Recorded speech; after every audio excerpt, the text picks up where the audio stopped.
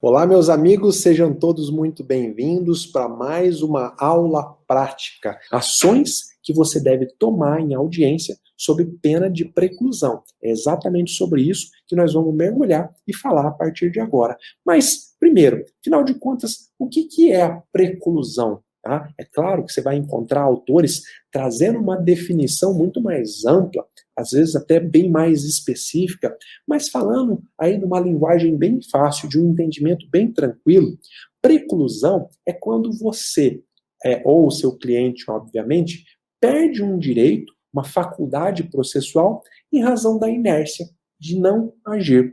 Por exemplo, se tem um momento para você dizer para o juiz que você quer produzir prova testemunhal e você não fala nada, não age, precluiu. Depois desse momento, você não vai poder dizer, juiz, eu quero produzir prova. Então, acontece a preclusão quando você perde um direito em razão de uma inação, tá? De uma não atividade, em razão da inércia. E eu gosto de dizer, como eu já disse no começo, representa muito bem a preclusão essas duas expressões. Uma do Zeca Pagodinho, né, que é camarão que dorme a onda leva, ou seja, deu bobeira, já era. Traduzindo para o linguajar popular, isso é a preclusão. Hoje, eu vou te ensinar 9 situações que você deve agir em audiência sob pena de acontecer a preclusão, o seu cliente perder uma faculdade processual ou um direito pela inação. Ou seja, você não pode dar bobeira, porque se você não tomar essas 9 atitudes que eu vou te ensinar hoje, depois não há mais o que fazer. Agora, é óbvio que não existem só essas situações, tá? Hoje eu vou te ensinar 9, mas obviamente que existem várias outras situações que você deve obrigatoriamente agir na sala de audiência, mas por questão de tempo, né, nessa aula eu vou me limitar a te ensinar apenas 9. Para quê? Para que você fique atento. Quem ficar até o final da nossa aula vai aprender comigo uma situação que aparentemente seria preclusiva, mas que na verdade não é, tá? Ou seja, que você pode deixar para alegar depois. Eu vou te mostrar uma situação delicadíssima que pode acontecer com você na sala de audiência, que talvez você estaria levado a pensar que, nossa, se acontecer isso comigo, eu tenho que agir imediatamente, mas eu vou te mostrar aqui que não, que nessa situação exclusiva você pode esperar. Então, recapitulando, vou te apresentar 9 situações preclusivas e uma que não é preclusiva, mas que pode te enganar. Você pode ser induzido ao erro de achar que você deve agir na sala de audiência. Vamos lá? Vamos para a primeira situação, tá? Aqui, ó, você vai ver aqui, ó, 9 situações e vamos mergulhar agora na primeira situação. Primeira situação que você deve agir na sala de audiência. Imagina que há um pedido, você formulou um pedido antes da audiência, um pedido de substituição da testemunha. Você havia arrolado lá o João, o José e a Maria. A Maria, por algum motivo, não vai poder participar da audiência, ela está doente, por exemplo. E aí você protocola um pedido de substituição da Maria. Você quer ouvir a Joana ao invés da Maria.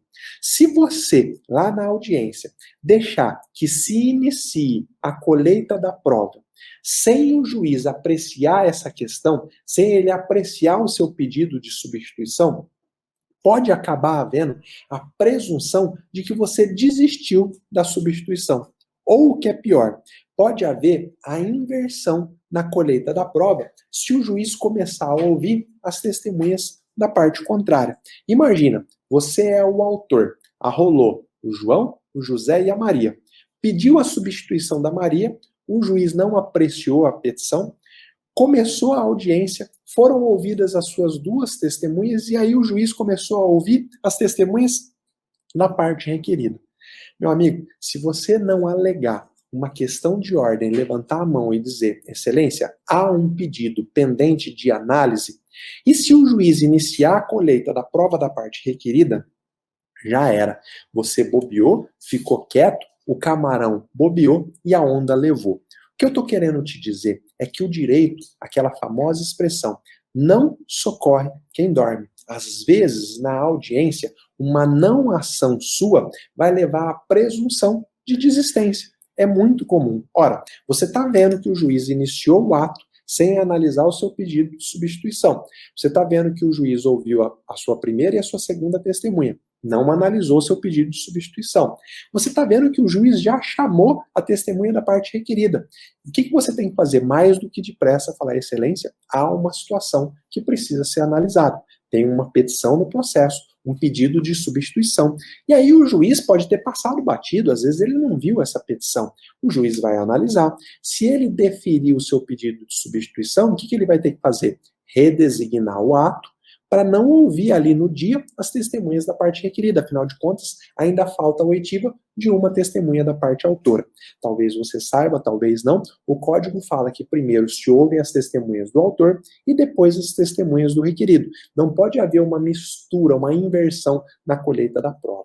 Eu espero que você, a partir de hoje, nunca, jamais deixe passar essa situação preclusiva. A pedido não apreciado de substituição de testemunha, começou a audiência, você já levanta a mão e fala, excelência, há um pedido pendente de análise. Não deixa jamais o juiz iniciar a colheita da prova sem ter apreciado esse pedido, tá bom? Sob pena de preclusão. Vamos para a segunda situação concreta que você não pode deixar passar de jeito nenhum sob pena de preclusão. Imagina que você está lá na audiência e você deixa iniciar a oitiva de testemunha sem apreciar um pedido de depoimento pessoal da parte contrária. Como assim, professor? Imagina que você pediu, quando o juiz disse, manifestem-se as partes especificando as provas que pretendem produzir. Imagina que você pediu, então, o depoimento pessoal da parte contrária. Mas o juiz não apreciou esse pedido ou a parte sequer foi intimada pessoalmente, e por isso ela nem aparece na audiência, foi apenas o advogado da parte requerida. Meu amigo, você não pode deixar o juiz iniciar a oitiva das testemunhas sob pena de presumir que você desistiu da oitiva do depoimento pessoal. Talvez você saiba, talvez não, o Código de Processo Civil ele traz uma ordem de como as provas devem ser colhidas na audiência de instrução. Fala que primeiro se ouve lá perito e assistente técnico, depois se ouve o depoimento pessoal das partes e depois ouvem-se as testemunhas. Então você pediu o depoimento pessoal da parte requerida, esse pedido não foi apreciado, ou até foi, o juiz deferiu, mas a parte requerida não foi intimada pessoalmente, então por isso ela nem compareceu na audiência. Chega lá na hora da audiência, o magistrado passa por cima disso, o advogado da outra parte fica quieto e o juiz já chama a primeira testemunha para ser ouvida. O que você deve fazer? Levantar a mão e dizer pela ordem, excelência, há um pedido de oitiva de depoimento pessoal da parte requerida. Se Vossa Excelência iniciar agora a oitiva de testemunha, vai haver inversão na ordem de colheita da prova.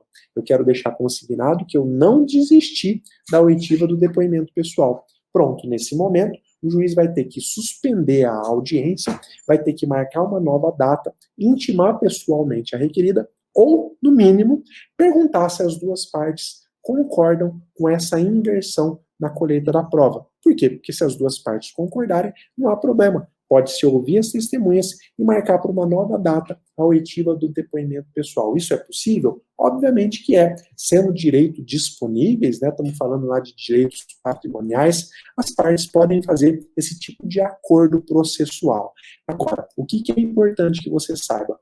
Pediu o depoimento pessoal, o juiz não apreciou ou a parte não compareceu na audiência, não deixa iniciar a colheita da prova oral sem fazer essa advertência, sob pena de precluir, de o juiz presumir que você desistiu da oitiva da parte. Eu já vi acontecer na prática, na parte não fala nada, colhe-se lá o depoimento de todas as testemunhas, aí o juiz pega e abre a palavra para as alegações finais, e nas alegações finais, o advogado começa dizendo, excelência, eu gostaria de pedir o depoimento pessoal da parte contrária. Meu amigo, isso já precluiu. Nós começamos a audiência, você não falou nada, a presunção é de que você desistiu.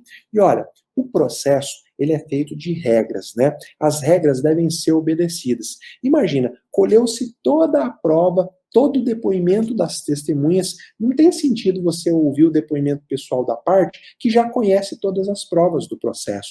E é por isso que a regra diz que o depoimento pessoal colhe-se no começo. A partir de hoje, você que está aqui jamais vai errar nesse pedido, jamais vai cometer a gafe preclusiva dessa segunda situação, beleza? Vamos para a terceira situação preclusiva que você vai aprender comigo hoje aqui. Bom, quando a sua testemunha não comparece, mesmo intimada, você precisa fazer constar em ata que persiste o interesse em ouvir essa testemunha e vai pedir para o juiz que ele faça a condução coercitiva. Se você não disser nada e o juiz iniciar o ato, pode ser presumido que você desistiu da oitiva. Vamos recapitular. Você arrolou lá para ser ouvido o João, o José e a Maria. Você mandou a carta de intimação para o João, o José e para a Maria. Juntou essa carta no processo até 5 dias antes da audiência, como prevê o Código de Processo Civil. Mas chegou no dia da audiência, a Maria, aliás, o João não compareceu. E aí, o juiz ouve as suas outras duas testemunhas, né? A Maria e o José. Você não fala nada sobre a oitiva do João, e o juiz passa a ouvir as testemunhas da parte requerida e encerra o ato. Qual vai ser a presunção de que você desistiu da oitiva do João? Então, quando a sua testemunha não comparece, mesmo intimada, você precisa fazer constar já no começo da audiência, a primeira coisa, pede a palavra e diz: Excelência, a testemunha João não compareceu, mas foi devidamente intimada. Eu quero manifestar o interesse em fazer ouvir o João, quero que Vossa Excelência promova a condução coercitiva dele para a próxima audiência. Afinal de contas, esse advogado já intimou, mas a intimação não adiantou, uma vez que o João não veio. Então você sempre vai manifestar o seu interesse na atividade probatória sob pena de preclusão. Essa é a terceira situação que eu queria te apresentar hoje. Eu espero que você esteja alinhado comigo e entendendo cada uma delas. A quarta situação, é isso? Ou eu pulei alguma? Não, é isso mesmo, né? Vamos para a quarta situação. Quarta situação, preclusiva, a ação que você tem que tomar sob pena de precluir o direito do seu cliente. Imagina que você foi para participar de uma audiência que segue o procedimento comum, e lá, no começo da audiência, você percebe que o juiz começou a inverter a ordem dos acontecimentos, a ordem de colheita da prova, por exemplo. Imagina que o juiz tira da cabeça dele que ele quer fazer a audiência, primeiro, ouvindo testemunha do réu, depois, ouvindo o perito, depois, colhendo o depoimento pessoal, depois, ouvindo a testemunha do autor e depois, colhendo o depoimento pessoal do réu. Ele embaralha a ordem, ele embaralha o procedimento. Tá? E aí, você deve ficar em silêncio, você não precisa fazer nada. Olha que o exemplo que eu coloquei aqui, ó. Se você não se manifestar, assim que você perceber que o juiz está invertendo o procedimento, que o juiz está alterando o procedimento previsto em lei, a presunção é de que você concordou, que isso não tem nenhum prejuízo para o seu cliente, o ato vai prosseguir assim e não vai adiantar depois, em alegações finais ou num recurso, você dizer: o juiz alterou o procedimento, isso causou prejuízo ao meu cliente. Por isso, a partir de hoje, todas as vezes que você, conhecendo o procedimento, vê que o juiz está alterando o procedimento, você vai levantar a mão e vai fazer consignar em ata que você não concorda com isso. Excelência, o Código de Processo Civil serve para todos os brasileiros, inclusive para os magistrados. Não há o Código de Processo Civil do juiz José, o Código de Processo Civil do juiz João, isso não há. Não há previsão para isso. A lei é uma e ela vale para todos. Na comarca lá de Manaus tem que ser de um jeito, na comarca lá do Rio Grande do Sul tem que ser do mesmo jeito. E eu sei, gente, que há grande variação de procedimento. E por que que há? Porque se permite que haja. A partir do momento que você está assistindo essa aula, a partir do momento que você está vendo que não dá para tolerar com esse tipo de situação, é isso que você vai fazer a partir de agora. Excelência, O procedimento previsto em lei prevê que primeiro se ouve os peritos, depois o depoimento pessoal das partes, depois a oitiva das testemunhas do autor, depois do réu e depois as alegações finais orais. Vossa Excelência não pode alterar esse procedimento, eu gostaria que o procedimento fosse observado. Se você não fizer isso, a audiência vai acontecer, esse direito do seu cliente de ter uma ordem obedecida tal qual está na legislação, não vai ser observado, tá bom? Agora, você está aqui comigo, né? Você está se esforçando mais uma quinta-feira em busca do conhecimento prático, está aprendendo, vai saber o que fazer. Ah, professor, mas tem prejuízo concreto se o juiz inverter a ordem das coisas? Obviamente que tem. Imagina que você quer colher o depoimento do requerido, mas o juiz ouve as testemunhas primeiro. O requerido vai assistir tudo, ele já vai saber o que falar. Agora, se o juiz observa o procedimento correto, o primeiro ato é a oitiva do depoimento pessoal, aí o requerido vai lá, apresenta o depoimento pessoal, depois as suas testemunhas vêm desmentindo cada coisa que ele falou. Então, há prejuízo concreto. Você não pode deixar que o magistrado inverta o procedimento, que ele invente um procedimento da cabeça dele, tá bom? Essa foi a quarta situação preclusiva. Vamos para a quinta situação preclusiva. Essa aqui é muito frequente, muito delicada e você precisa estar muito atento.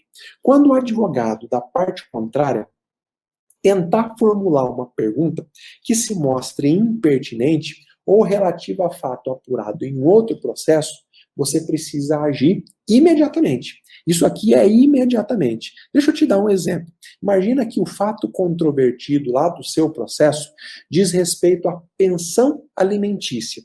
Mas o advogado da outra parte começa a fazer perguntas para a testemunha relativa à guarda da criança, já pensando em criar prova para uma outra ação.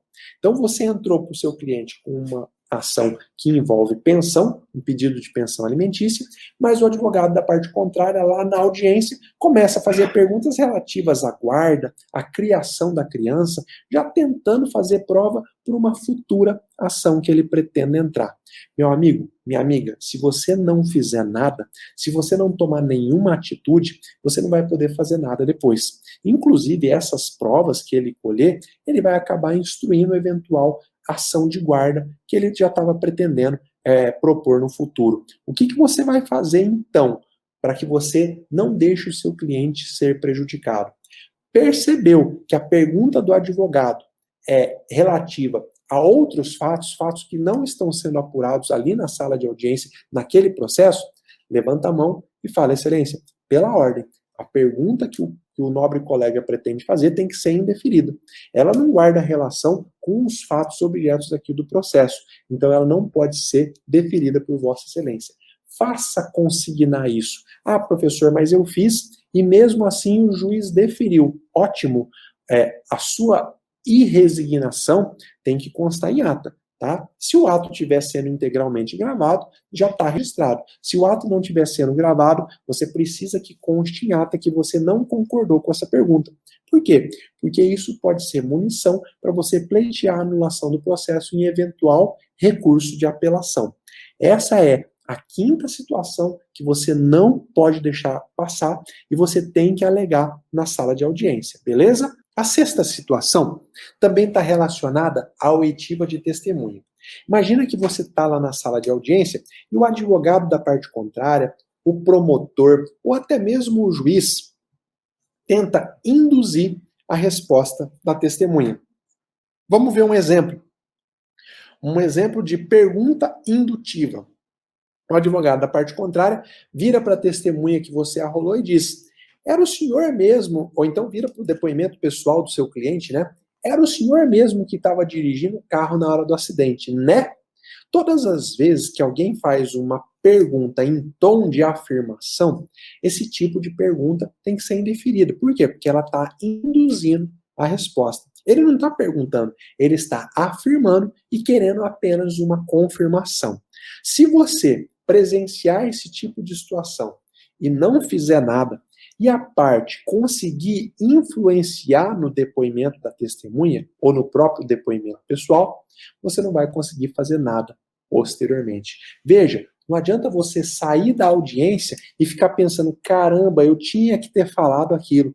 Já era. ela já disse, talvez ela já concordou, sem nem querer concordar, ela concordou com aquela pergunta em tom afirmativo. Então veja como é importante você estar atento, ser perspicaz na hora da audiência. Veja como essa luz acendeu para você agora. Não dá para entrar na audiência mudo e sair calado, ficar de braço cruzado. Por quê? Porque senão depois não vai ter o que fazer. Depois você vai entender efetivamente que, poxa, eu deveria ter feito isso, eu deveria ter feito aquilo e eu não fiz. Mas agora, você que está assistindo essa minha aula, nunca mais vai errar nesse ponto.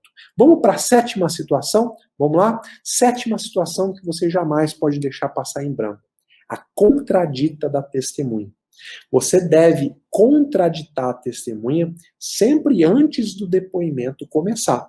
Se você não fizer a contradita, ou se você deixar o juiz compromissar a testemunha e só depois você resolver alegar um impedimento, uma suspeição, pode ser tarde demais. Como assim, professor? Olha, você sabe que algumas pessoas não podem ser ouvidas como testemunha, porque a lei presume que, de alguma forma, ela vai tentar favorecer a parte que apresentou ela lá como testemunha.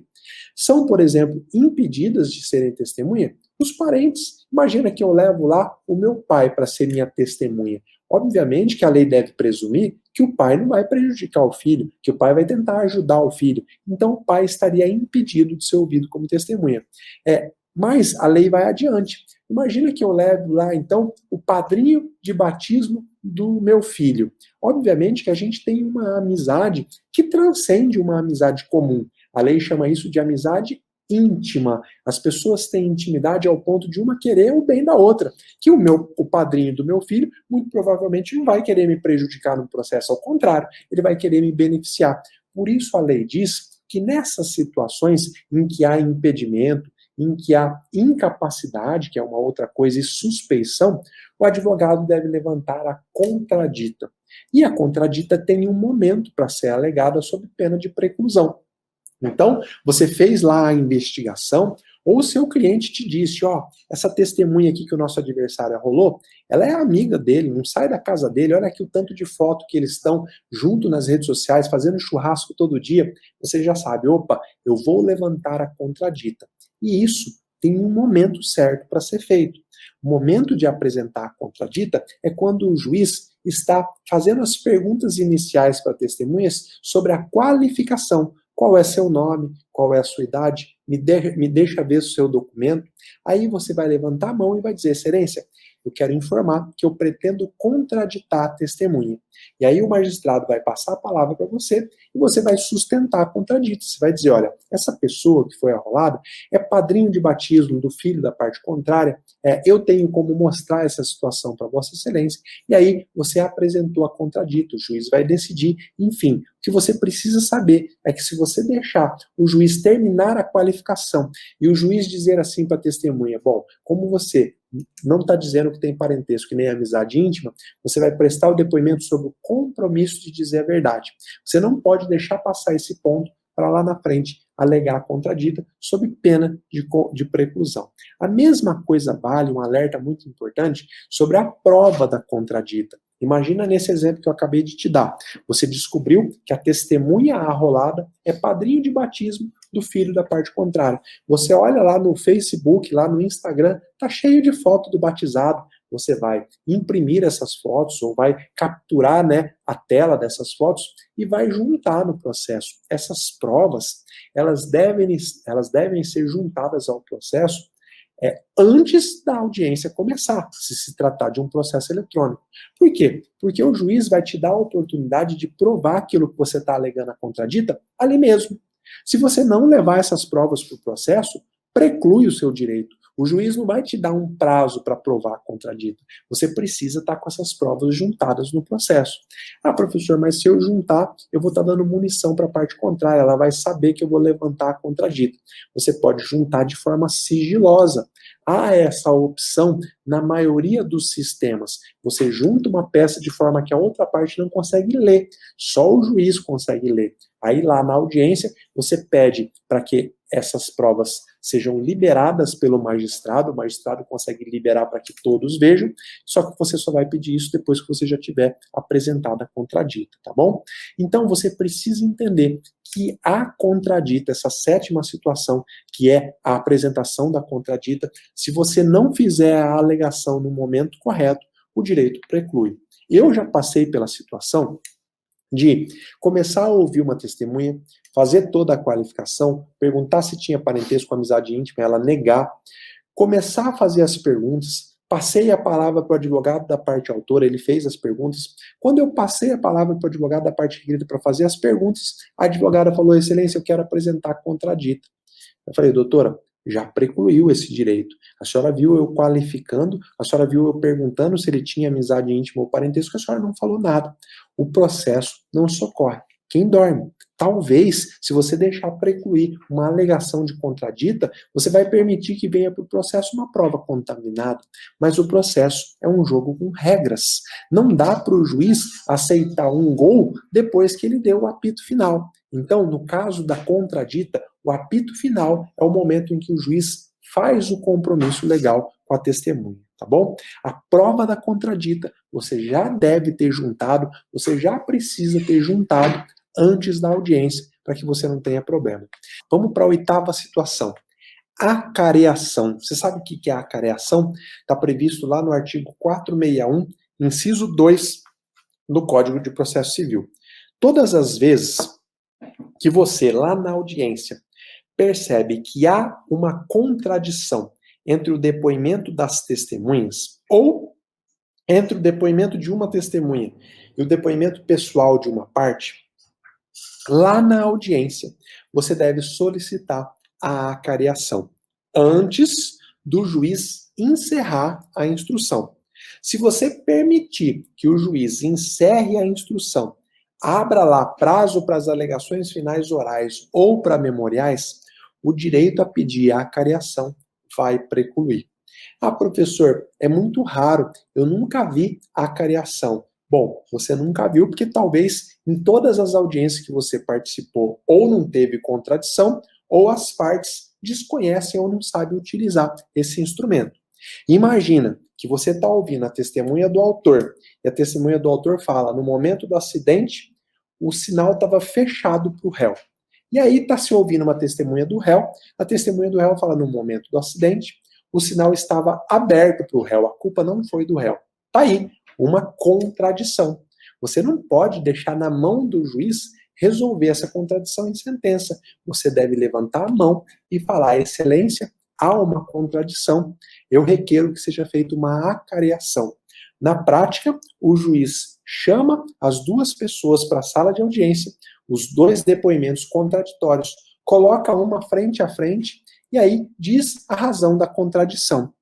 Muitas vezes, a testemunha que estava mentindo, ela se embaralha toda, ela fala que ela se confundiu, ela baixa a cabeça, ela olha para o chão, ela não tem, isso é um comportamento característico de quem está mentindo, ela não consegue olhar no olho da outra pessoa e pronto, tudo fica esclarecido. O sinal estava mesmo verde para o autor e vermelho para o réu, como disse uma testemunha. Na acareação, o juiz consegue sentir quem efetivamente está dizendo a verdade e quem está mentindo. Se você não usa a acareação nos seus processos, passe a usar. Professor, eu posso usar então a acareação quando uma testemunha fala uma coisa e a própria parte no depoimento fala outra? Pode, mas aí eu não vejo muito efeito prático, sabe por quê? Porque a parte pode mentir. A parte, ela não tem o compromisso de dizer a verdade. Ela pode inventar o que ela quiser, mas é legal, e eu já fiz esse tipo de acareação, porque a parte, quando é uma pessoa aí com um mínimo de valores, né, um mínimo de princípios, quando ela é posta na frente de outra, ela não consegue sustentar a mentira, principalmente olhando nos olhos. Ela fica com receio, ela baixa a cabeça, e aí acende a luz para o juiz de como ele vai sentenciar aquele processo, tá?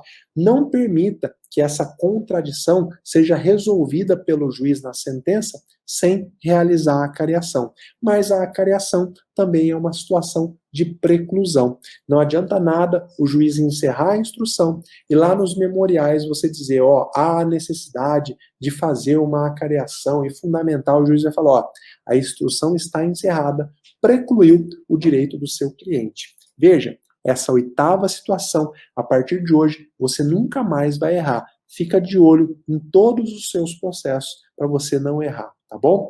Nona situação, vamos lá? Nona situação preclusiva que você não pode deixar passar. Você já ouviu falar das testemunhas referidas? O artigo 461, inciso 1 do CPC, fala que é possível você pedir a oitiva de testemunhas que foram referidas no depoimento de outras. Então, lá no seu caso concreto, você tinha rolado como testemunha o João, o José e a Maria. Porque eram essas pessoas que o seu cliente te passou que tinham conhecimento sobre os fatos. Chega lá na hora do depoimento, está se ouvindo a Maria, e a Maria diz assim, não, ó, no momento da batida eu estava de costa, mas a minha irmã Rose estava de frente, ela viu tudo. Pronto, a Rose foi referida em um depoimento. Você, como advogado, atento, diligente, vai pedir a palavra assim que terminar o depoimento da Maria e vai dizer, excelência, a pessoa de Rose foi referida no depoimento da Maria como uma testemunha-chave que presenciou todo o acidente. Então eu quero que ela seja ouvida como testemunha referida. Agora, fica atento, porque a testemunha referida ela é importante quando ela presenciou um fato que ainda não foi dito por outras testemunhas, obviamente, e um fato que seja decisivo para a causa, né? Imagina que a Maria falar, a Rose, minha irmã, ela estava presente, mas ela também não viu, ela estava de costa. Qual vai ser a utilidade de se ouvir a testemunha referida a Rose? Agora, o que é importante para a nossa aula de hoje é que você deve pedir para o juízo a oitiva de todas as testemunhas que foram referidas antes do magistrado encerrar a instrução.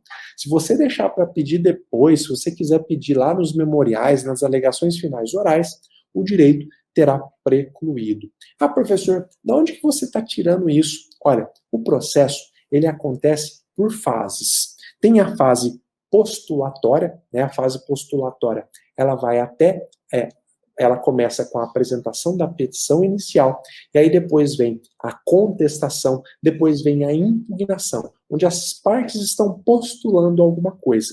Depois, o processo vai para a segunda fase, que é a fase de saneamento. O juiz vai analisar lá as questões processuais pendentes, o juiz vai deferir as provas, vai determinar a perícia, enfim, o juiz deixa o processo pronto para continuar caminhando. Depois vai para a terceira fase, que é a fase instrutória.